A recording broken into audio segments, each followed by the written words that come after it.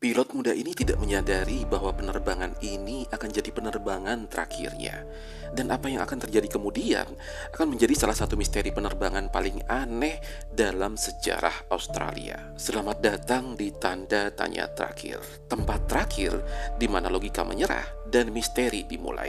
Pada suatu malam di tanggal 21 Oktober tahun 1978, seorang pilot muda bernama Frederick Valentich yang berusia 20 tahun menerbangkan pesawat kecilnya Cessna 182 dari Melbourne menuju King Island, Australia. Pada malam itu, cuaca terlihat tenang. Frederick bukan pilot berpengalaman yang memiliki jam terbang yang tinggi. Ia hanya memiliki 150 jam terbang dan juga pernah beberapa kali gagal dalam ujian lisensi komersial. Bahkan sempat bermasalah karena melanggar aturan penerbangan. Meski begitu, malam itu ia tampak yakin dan berangkat sendirian. Penerbangan itu seharusnya berlangsung singkat, hanya memakan waktu sekitar 1 jam. Namun sekitar pukul 19.06, saat melintasi Selat Bass, ia mulai menghubungi menara kontrol Melbourne. Suaranya terdengar panik. Frederick melaporkan ada sebuah pesawat tak dikenal yang mengikutinya di ketinggian sekitar 4.500 kaki. Namun anehnya, radar sama sekali tidak menunjukkan adanya lalu lintas lain di area tersebut. Menara kontrol lalu meminta detail lebih lanjut, dan Frederick menjawab, "Ada lampu terang, sekarang melayang di atasku." Suaranya semakin gugup.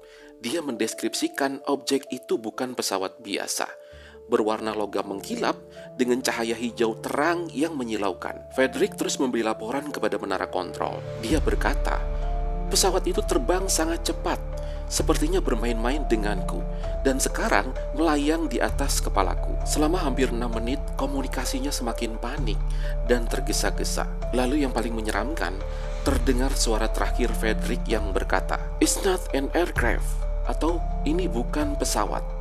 Lalu suaranya terputus, digantikan oleh dentingan dan gemeretak suara logam aneh yang berlangsung selama 17 detik. Dan setelah itu hening.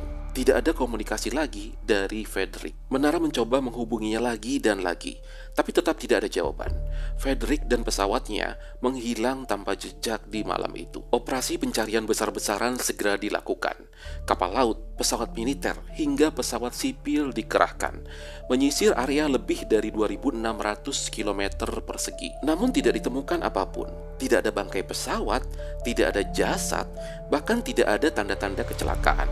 Seolah Frederick lenyap begitu saja dari langit. Pencarian akhirnya dihentikan pada tanggal 25 Oktober tahun 1978. Hingga hari ini kasus ini masih belum terpecahkan. Ada yang bilang Frederick mengalami disorientasi ruang, hingga salah mengira pantulan lampu pesawatnya sendiri di air sebagai pesawat lain, yang berakhir dengan kecelakaan fatal. Ada juga yang menduga ia sengaja menghilang atau bahkan bunuh diri, namun keluarganya membantah dugaan ini. Namun bagi sebagian orang, kata-kata terakhir Frederick dan rekaman suara aneh itu menjadi bukti bahwa ia berhadapan dengan sesuatu yang tak dikenal. Apalagi ada saksi yang mengaku melihat cahaya misterius di langit pada malam itu. Bagi para ahli dan komunitas di bidang ufologi, hal ini menambah keyakinan mereka bahwa Frederick mungkin bertemu dan bahkan diculik oleh sesuatu yang berasal dari luar bumi.